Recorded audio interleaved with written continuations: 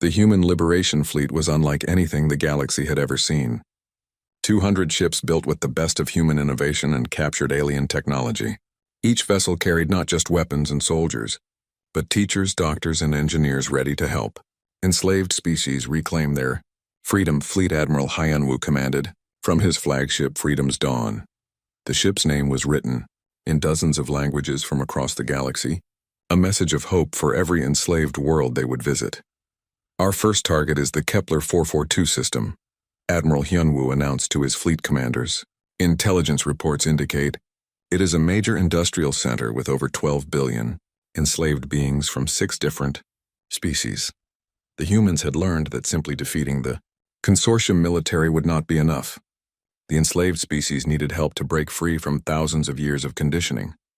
Many of them no longer remembered how to make decisions for themselves.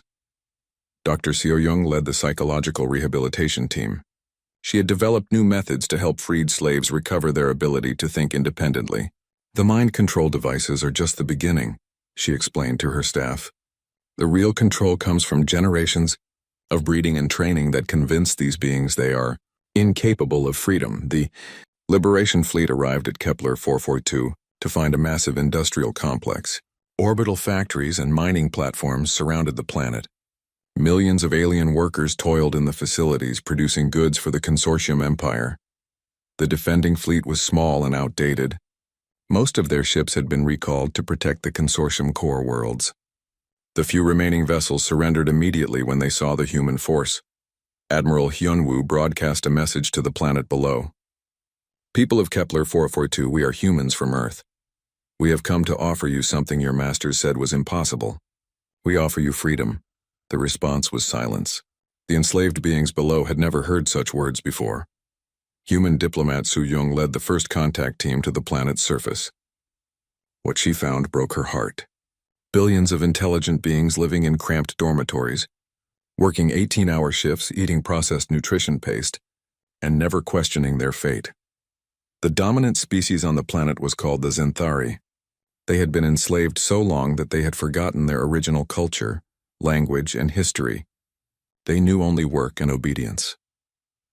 We are here to help you, Su-young told a group of Zenthari workers through her translator device. The workers looked confused and frightened. Help us do what? One of them asked.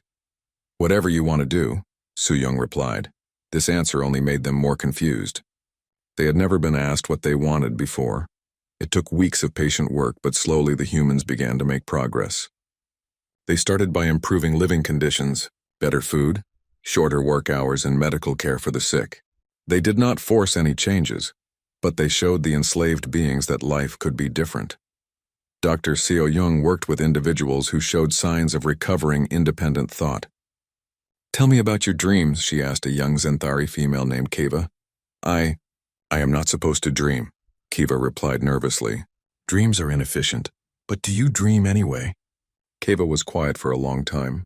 Finally, she whispered, Sometimes I dream about colors, not the gray of the factories, but bright colors like I see in some of the old ruins outside the city. This was a breakthrough. Deep inside, the enslaved being still had imagination and curiosity. The human job was to help these feelings grow stronger. Commander Ji-hoon led the military teams that destroyed the mind control networks on each world they liberated. The alien control systems were sophisticated, but they had a weakness. They were designed to control predictable, obedient minds. When faced with human chaos and creativity, the systems often malfunctioned. The control network on this world affects over 8 billion beings, Ji-hoon reported to Admiral Hyunwoo. But if we can disable the main transmission stations, the effects will fade within days. The operation was more complex than simply destroying the stations. The humans had to replace the control signals with educational broadcasts. Instead of commands to obey, the freed slaves received lessons about their own history, culture, and rights. On the industrial world of Ross 128b, the humans discovered an enslaved species that had once been spacefaring engineers. The Vorthak had built great cities and explored distant stars before the consortium conquered them 3,000 years ago. Look at this, Engineer Jisoo said as she examined ancient Vorthak ruins. Their original technology was actually more advanced than current consortium systems. They were forced to forget their own innovations. The liberation of Ross 128b became a model for future operations. The humans did not just free the slaves. They helped them rediscover their own cultural heritage and technological capabilities. Within months, the Vorthak were building their own ships and joining the Liberation fleet. Their engineering skills combined with human tactics created vessels that surpassed both human and consortium designs. The alliance grew with each liberated world. The Zenthari proved to be excellent manufacturers and began producing weapons and supplies for the liberation forces. The Kalari, freed from agricultural slave worlds, provided food and medicine. The Threnodi, former mining slaves, offered rare materials and metallurgy expertise. Agent Eugen intercepted increasingly desperate communications from the consortium homeworlds. Sir, they are trying to recall all their scattered forces, but many ship crews are refusing orders. Some entire fleets are defecting to join us. This was the psychological turning point of the war. For thousands of years, the consortium had convinced everyone that resistance was futile. Now their own forces were abandoning them to join the humans. The liberated species were learning to fight, but they were also learning something more important. They were learning to cooperate as equals rather than as masters and slaves. On the former slave world of Proxima Centauri b, representatives from 27 different species met to form the Galactic Liberation Council. For the first time in millennia, free beings were making decisions about their own future. Human diplomat Su Yung addressed the assembly. "We did not come to rule you. We came to help you rule yourselves. The decisions about your worlds and your lives should be made by you, not by us or anyone else." This concept was revolutionary. Even species that remembered freedom from before their enslavement had never imagined a galaxy where different peoples cooperated as equals. The military situation continued to improve for the liberation forces. Admiral Hyunwoo's fleet had grown to over 800 ships crewed by dozens of different species. Each crew brought their own unique skills and perspectives to the fight. Dr. Taehyun's research teams made another important discovery. The consortium's 12 ruling species were not actually superior to their slaves. Genetic analysis showed that they had been ordinary beings who simply conquered others earlier in galactic history. They maintained their power through technology and psychological control, Dr. Taehyun reported. But without their slave empire, they have no special advantages. This information was broadcast throughout the galaxy. The myth of consortium superiority was finally broken. Enslaved beings everywhere learned that their masters were not gods or superior races, just bullies who had held power for too long. The end came faster than anyone expected. As world after world joined the liberation, the consortium's industrial base collapsed. Their ships ran out of fuel and ammunition. Their soldiers had no food or supplies. Fleet Admiral Hyunwoo received a message from the consortium Supreme Council. They wanted to negotiate surrender terms. "Tell them we will accept nothing less than the complete abolition of slavery throughout the galaxy," Admiral Hyunwoo replied. "Any species that wants to govern itself will be allowed to do so. Any species that wants to join the Galactic Liberation Council as equals will be welcomed." The war was ending, but the real work was just beginning. Rebuilding a galaxy after thousands of years of slavery would take generations. But for the first time in ages, every being in the galaxy had hope that such a future was possible. The humans had proven that freedom was not just a dream. It was a choice that any species could make if they had the courage to fight for it. 1 year after the invasion began, the massive alien fleet retreated to the edge of Earth's solar system. They had not conquered a single human city. Instead, they were running out of supplies and losing ships every day. General Sung-ho stood in the command center of humanity's newest space station. Built in just 8 months using a mixture of human and captured alien technology, it was more advanced than anything the consortium had ever created. "Operation Reversal is ready to begin," he announced to his staff. "Today we capture their command ship." The plan was bold beyond imagination. Instead of slowly pushing the aliens back, the humans would strike directly at the heart of the enemy fleet. They would capture the consortium leadership alive. Dr. Taehyun had spent months studying captured alien biology. His research had revealed the terrible truth about the consortium species. "General, these beings are physically weak," he reported. "Centuries of depending on slaves has caused severe genetic decline. They can barely function without artificial support systems." This explained many things. The alien soldiers moved slowly and tired easily. Their reaction times were poor. They seemed to need constant guidance from their commanders to perform even simple tasks. It gets worse, Dr. Taehyun continued. Their homeworlds are completely dependent on slave labor. They import all food, manufactured goods, and raw materials from conquered systems. Without their empire, they cannot survive. Agent Yujin had infiltrated an alien communication network and discovered classified information about the consortium worlds. Sir, their planets have no farms, no factories, and no mines. Everything is done by slaves on other worlds. If the slave supply stops, their civilization will collapse within months. General Sung-ho studied the tactical displays. The alien command ship was massive, 10 times larger than any human vessel. It was protected by thousands of escort ships and the most powerful shields in the consortium fleet. How do we get through all those defenses? His aide asked. We do not go through them, Engineer Jisoo replied. We go around them. She had been working on humanity's most secret project.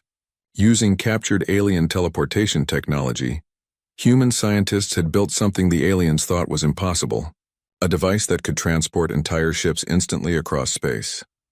The aliens use teleportation for small objects and individuals, Jisoo explained. They think it is impossible to teleport something as large as a spacecraft. They are wrong. The plan was simple in concept but incredibly dangerous. Human ships would teleport directly inside the alien defensive formation. They would capture the command ship before the escorts could react. Captain Dong-hyun would lead the assault team. His ship New Hope had been modified with the experimental teleportation system. 12 other ships would accompany him on the mission. Remember, we want prisoners, not casualties, General Sung-ho reminded them. These alien leaders have information we need about their empire. The attack began at dawn, Earth time. The human ships activated their teleportation devices and disappeared. Across the solar system, alien sensors detected the energy signatures, but by the time they realized what was happening, it was too late. 13 human ships materialized inside the alien command ship's docking bays. The aliens had never imagined that anyone could penetrate their most secure facility so easily. Human marines poured out of the ships and spread throughout the massive vessel. They moved with the coordination and speed that only free beings could achieve. The alien crew, bred for centuries to follow orders, could not adapt to this kind of rapid assault. Commander Hwan tried to organize a defense, but his communications were jammed by human electronic warfare systems. His security forces were trapped in their barracks by human hackers who had taken control of the ship's door systems. Agent Jae-won led the team that captured the ship's computer core. Within minutes, human technicians were downloading the entire database of consortium military secrets. Star charts, fleet positions, slave world locations, and government codes all fell into human hands. Sir, we have accessed their command network, Jae-won reported to Captain Dong-hyun. I can see every consortium ship in the galaxy. The information was staggering. The alien empire was much larger than humans had realized, but it was also much weaker. Most consortium ships were old cargo vessels used to transport slaves and supplies. Their actual military force was small and spread thinly across thousands of star systems. The capture of the alien leadership was almost anticlimactic. Commander Hwan and the other high-ranking officers surrendered without a fight when human marines reached the bridge. They seemed more confused than frightened. Why are you doing this? Hwan asked Captain Dong-hyun. We came to offer you a place in our empire. You could have been supervisors over other slave species. We do not want to rule other species, Dong-hyun replied. We want to free them. The alien commander stared at him in genuine bewilderment. Free them? But what would they do with freedom? This response showed how completely the consortium had forgotten what freedom meant. They could not imagine why anyone would want independence instead of security as a slave. The captured alien leaders were brought to Earth and displayed to the world's media. For the first time, humans could see their enemies clearly. The beings who had terrorized the galaxy for millennia looked weak and frightened without their technology and slave armies, President Min Seok addressed. The United Nations and the captured aliens simultaneously. You came to our world expecting to find another species you could enslave. Instead, you found people who remember what freedom means. Now you will learn that lesson as well. But the humans were not cruel to their prisoners. Unlike the aliens who used torture and mind control, the humans treated their captives with basic dignity. They provided medical care, adequate food, and clean living conditions. Dr. Minji interviewed the captured aliens to understand their psychology. What she found was both sad and disturbing. These beings have lived as masters for so long that they cannot conceive of any other way of life. They genuinely believe that slavery is natural and freedom is dangerous. The effect on the rest of the alien fleet was immediate and dramatic. Without their commandship and leadership, the consortium forces began to withdraw from Earth's solar system, but they had nowhere to go. Human forces now controlled the strategic initiative. Engineer Jaewon's team had cracked all the consortium communication codes. Every alien message was intercepted and decoded by human intelligence. The aliens could not coordinate their forces or plan new attacks without the humans knowing about it in advance. More importantly, the humans began broadcasting to enslaved species throughout the galaxy. Using captured consortium communication networks, they sent messages to every slave world in the Empire. People of the galaxy, the message began. We are humans from the planet Earth. The consortium told you that resistance is impossible. They lied. We have defeated their greatest fleet and captured their leaders. Freedom is possible. We can teach you how to fight. The response was immediate. On dozens of worlds, enslaved species began to whisper about the humans who had defeated the mighty consortium. For the first time in thousands of years, slaves began to dream of rebellion. Agent Eugen monitored the alien communication networks and reported increasing panic among consortium officials. Sir, they are recalling ships from all over the galaxy. They know their empire is starting to collapse. General Sungho studied the strategic situation. The aliens were consolidating their forces, but this actually made them weaker. When their ships were spread across many systems, it was hard to attack them all. Now that they were gathering together, they presented a single target. Prepare the liberation fleet, he ordered. It is time to take this war to their home systems. The humans had learned something important during their year of fighting. They were not just defending Earth anymore. They were leading a galactic revolution. Every victory made them stronger and their enemies weaker. The alien empire had ruled through fear and superior technology. But the humans had proven that technology could be copied and improved. And fear worked both ways. Now it was the aliens who were afraid. The war was entering its final phase. Soon the former masters of the galaxy would learn what their slaves had endured for thousands of years. But unlike the aliens, the humans would offer redemption along with defeat. 3 months had passed since the invasion began. The aliens still controlled most of Earth's orbit, but they had not captured a single major city. Every landing attempt ended in disaster. Dr. Yunji studied the psychological reports from captured alien soldiers. What she found amazed her. Admiral, these beings have no concept of independent thinking, she told Admiral Kyung. They have been slaves for so long that they cannot make decisions without orders from above. This explained why the aliens struggled when their communications were jammed. Without constant direction from their commanders, the individual soldiers became helpless. Captain Dongyun was preparing for humanity's first counterattack beyond Earth's atmosphere. His ship, the New Hope, was built using captured alien technology combined with human innovations. It looked strange, like a human jet had been crossed with an alien vessel. Are you sure this will work? His engineer asked as they prepared for launch. The math is solid, Engineer Jisoo replied over the radio from her laboratory. We have successfully copied their faster-than-light drive, but we have made improvements to the design. The human scientists had been busy. They did not just copy alien technology, they made it better. The alien ships were built to last for centuries without maintenance. This made them strong, but slow to change. Human ships were built to be modified and upgraded quickly. Captain Donghyun's mission was simple but dangerous. Intelligence reports showed 3 alien supply bases in the outer solar system. If these bases could be destroyed, the main alien fleet would run out of fuel and ammunition. All ships prepare for jump, Donghyun commanded his small fleet of 12 vessels. The human ships disappeared in flashes of light. Seconds later, they appeared near the first alien supply base. The base defenders were not ready for an attack. They had never been attacked before. The human ships struck fast and hard. Instead of trying to destroy the base, they captured it. Human Marines boarded the station and took control of the alien workers inside. Do not resist, and you will not be harmed, Lieutenant Wanho announced to the alien prisoners. But the aliens did not resist. They could not resist. Without orders telling them to fight, they simply stood still and waited. Scientist Yuna examined the captured aliens. She made a shocking discovery. These beings are not just mentally controlled, she reported. Their species has been genetically modified over many generations. They have lost the ability to think for themselves. This was how the Galactic Consortium really worked. They did not just conquer species, they changed them. Over hundreds of years, they bred the fight out of their slaves. They made them dependent and obedient. How long has this been going on? Admiral Kayong asked. Based on the genetic evidence, at least 10,000 years, Yuna replied. The consortium has been doing this to species across the galaxy. The implications were huge. The entire alien empire was built on enslaved species who could no longer remember how to be free. Only the 12 original consortium species still ruled, and they had forgotten how to fight real battles. Captain Donghyun's raids continued. His ships hit supply bases, communication stations, and fuel depots throughout the outer solar system. Each attack taught the humans more about their enemy.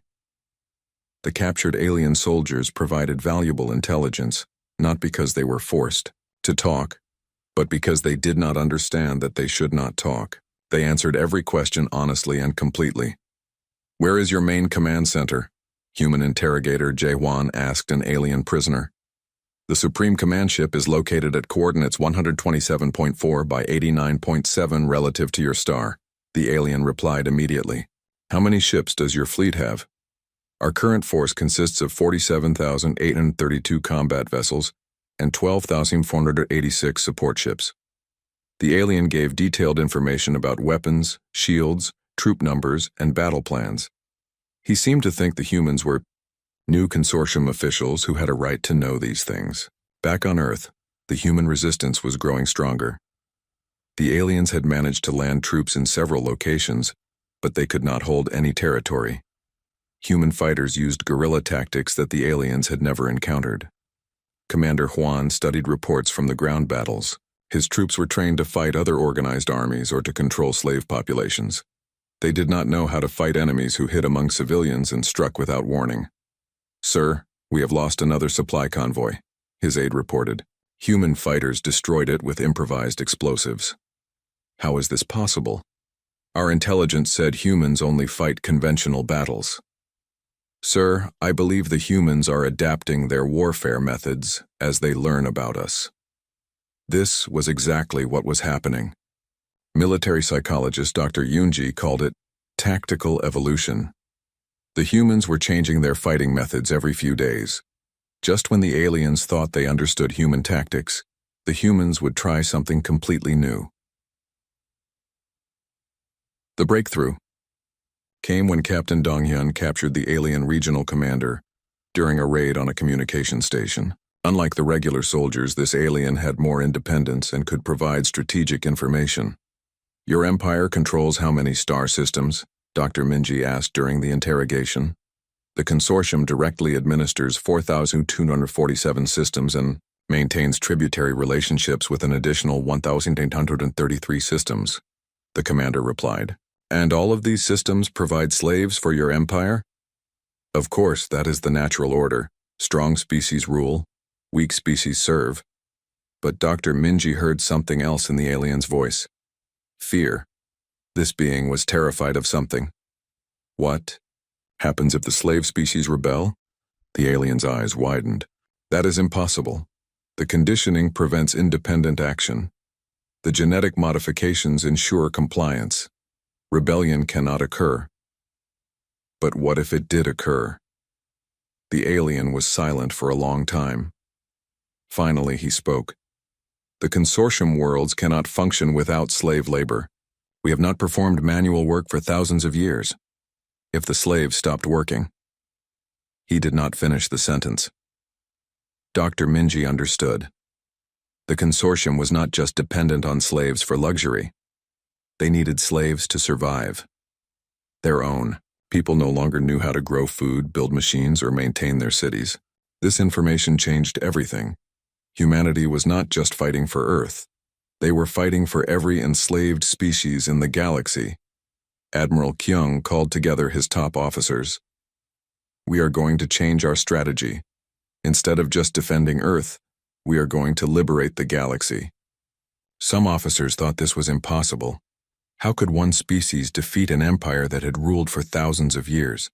But Engineer Jisoo had been analyzing captured alien technology. Sir, their empire is actually very weak. They rely completely on enslaved species for everything. If we can free just a few key systems, their whole empire will start to collapse. Captain Donghyun was already planning the next phase of operations. We need to contact other enslaved species. If we can teach them to fight back, we will have allies throughout the galaxy. The plan was risky. Human ships would have to travel deep into alien territory and contact species that had been slaves for generations. Many of these species might not even remember what freedom meant. But the humans had learned something important about themselves during the past 3 months. They did not just fight to win battles. They fought to free others. It was not enough to save Earth. They had to save everyone. As the human ships prepared for their most dangerous mission yet, Commander Hwan received new orders from the Consortium High Command. More ships were coming to Earth. The most powerful fleet in Consortium history was being assembled. But Hwan was beginning to worry. The humans had already proven they could adapt to any situation. What if they could adapt to this new threat as, well, he did not know that the humans were counting on it. They wanted the aliens to bring their entire fleet to Earth. It would be easier to defeat the enemy if all their ships were in one place. The real war was about to begin. The alien fleet filled the sky above Earth like storm clouds. 50,000 ships blocked out the stars. On the largest vessel, Commander Hwan gave his final orders. Begin the attack. Target major population centers first. We want survivors, not ashes. Beams of energy struck down from the alien ships. They hit military bases and government buildings around the world. But the humans had prepared. Most important facilities had been moved underground or hidden in remote locations. Admiral Kyung commanded Earth's defense fleet from a bunker deep beneath the Pacific Ocean. His voice was calm as he spoke to his captains around the world. All ships, this is Admiral Kyung. Execute Plan Delta. Remember, we are not trying to win. We are trying to learn. The human ships moved out to meet the aliens. They were much smaller and slower than the enemy vessels, but they had one advantage. The aliens expected them to fight like every other species they had conquered. Captain Daeho piloted his destroyer toward the nearest alien ship. His crew had trained for weeks with the new equipment Engineer Jisoo had built. It was not much, but it might work. Target the bright spots on their hull, Daeho ordered. Those are the power sources for their shields. The human missiles were different now. Instead of explosive warheads, they carried electronic devices designed to drain energy. When they hit the alien's shield, they did not explode. They attached themselves and began to feed on the shield's power. The alien commander on the targeted ship watched in confusion as his shield strength began to drop. What is happening? Their weapons should not be able to affect us. More human missiles hit his ship. Each one drained more power from the shields. Soon the barrier that had protected alien ships for centuries began to flicker and fade. Impossible, the alien captain said, but his shields continued to weaken. When the shields failed completely, the human ships fired their regular weapons. Metal bullets and explosive missiles tore into the alien hull. The first consortium ship was destroyed. On the command ship, Hwan stared at his screens in disbelief. No primitive species had ever destroyed one of their vessels. How did they do that? His science officer studied the data from the destroyed ship. Sir, they targeted our shield generators with some kind of energy-draining weapon. We have never seen this technology before. Then we will adapt. Order all ships to increase shield power and focus fire on the human fleet. But the humans had already moved to their next strategy. Dr. Minji had made an important discovery during the first alien scout mission. She had studied the aliens' communication signals and learned something valuable. Admiral, I can jam their communications, Dr. Minji reported from her lab. Their ships talk to each other using a very specific frequency. If we broadcast on the same frequency, we can confuse their orders. Do it, Admiral Kyung commanded. Suddenly, the organized alien attack became chaos. Ships received contradictory orders. Some were told to attack, others to retreat. Wing formations broke apart as pilots tried to follow conflicting commands. Lieutenant Commander Wanho took advantage of the confusion. He led a squadron of fighters through the gaps in the alien formation. The human ships were small enough to fly between the larger alien vessels. "Target their engines," Wanho ordered. "We cannot destroy them all, but we can stop them from moving." The human fighters swarmed around the alien ships like angry bees. They fired at engine ports and weapon systems. The aliens had powerful shields, but they were designed to stop large attacks from the front. They were not built to handle small, fast fighters attacking from all directions. Engineer Jisoo watched the battle from her command center. She was already working on the next problem. "We need to capture one of their ships intact," she told her team. "I want to see how their technology really works." The opportunity came when a damaged alien ship crashed into Earth's ocean. Human divers reached the wreck before the aliens could destroy it. Inside, they found technology beyond their imagination. "Look at this," Jisoo said, as she examined an alien computer. "Their data storage can hold the information from 1,000 human libraries, and their power systems are incredibly efficient." But she also noticed something else. The alien technology was old. Very old. The designs had not changed in centuries. They have not improved their systems in a long time, she realized. They have been using the same weapons and shields for generations. Dr. Minji made another discovery when she examined the alien crew members who survived the crash. "Their brain patterns are different from ours," she told the research team. "They think in very organized, predictable ways. That is why our chaos tactics confuse them so much." She tried to understand how the aliens controlled other species. They used devices that sent signals directly into the brain. These devices forced slaves to obey orders without question. "Let me test this on myself," Dr. Minji said. "Absolutely not," her assistant protested. "It could damage your mind," but Dr. Minji was determined to understand the enemy. She put on the alien control device and activated it. Pain shot through her head like lightning, but something unexpected happened. Instead of controlling her mind, the device began to smoke and spark. "It does not work on us," she said, pulling off the damaged device. "Human brains are too chaotic for their control systems." This was huge news. The aliens controlled their empire through mind control devices. If these devices did not work on humans, then humans could not be made into slaves like other species. Admiral Kyung received reports from around the world. The aliens were winning the battle, but not as easily as they had expected. Human ships continued to use new tactics that the aliens had never seen before.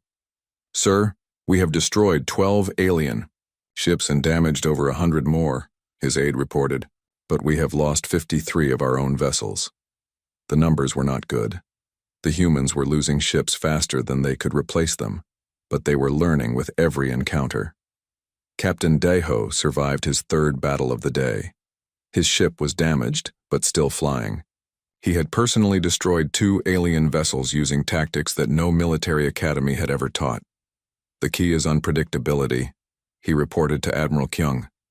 "Every time we do something new, it takes them time to figure out how to respond. We need to keep changing our methods." The battle continued for days. The aliens slowly pushed the human ships back toward Earth, but with each victory, they paid a higher price. The humans were getting better at fighting, while the aliens were just getting more confused. Commander Huan had never experienced a battle like this. Usually, primitive species either surrendered immediately or were destroyed within hours. The humans had been fighting for a week and were actually getting stronger. "Sir, we need reinforcements," his aide suggested. "These humans are not like other species." Huan agreed. He sent a message to the consortium home worlds. "Send more ships. The humans are proving more difficult than expected." But he did not understand the real problem yet. The aliens had forgotten how to fight a real war. For centuries, they had only fought against slaves and primitives who gave up quickly. They had never faced an enemy that refused to surrender and learned from every defeat. The humans were about to teach them what real warfare looked like. The massive alien ship moved through space like a metal mountain. Inside the command center, Commander Huan studied the blue planet on his screen. Earth looked peaceful from this distance. Too peaceful. Sir, we have completed our scan of the third planet, his officer reported. The humans have primitive technology. Their weapons are basic. They fight each other constantly. Juan nodded. This would be easy. The Galactic Consortium had done this many times before. Find a weak planet, take the people, make them slaves. It had worked for thousands of years across hundreds of worlds. How many humans live there? Juan asked. About 8 billion, sir. They are divided into many small groups called countries. These countries often fight each other over resources and territory. Perfect, Juan thought. A divided species was always easier to conquer. When people fought each other, they could not fight together against invaders. Send scouts to gather more information. I want to know about their military strength. 3 small ships left the main fleet and headed toward Earth. They moved carefully, trying not to be seen. But the humans had satellites watching space. Captain Daiho was on duty at the Earth Defense Command when the alarm started ringing. Sir, we have unknown objects approaching Earth, the radar operator said. They are not following any known flight patterns. Daiho looked at the screen. 3 objects moved toward Earth in a way that no human ship could fly. They changed direction too quickly and moved too smoothly. Sound the alert. Contact all military bases. We may have visitors. Within minutes, fighter jets launched from bases around the world. The alien scouts had expected this.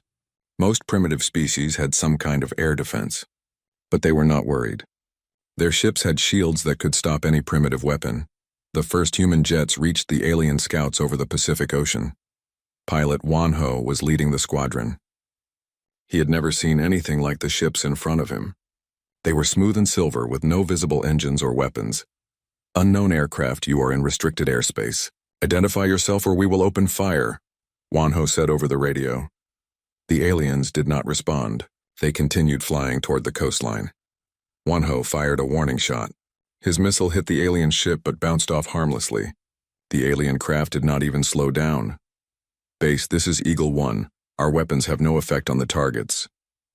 Back on the alien command ship, Juan watched the encounter.